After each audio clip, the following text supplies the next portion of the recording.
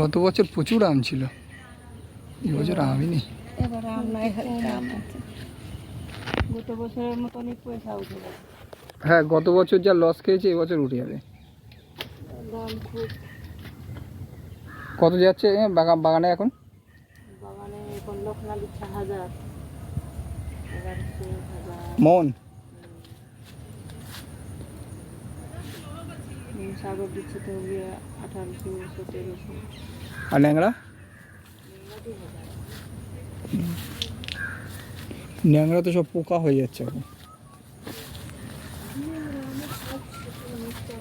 বৃষ্টি হয়নি তো, ওই জন্য সাইজ ছোট হয়ে গেছে।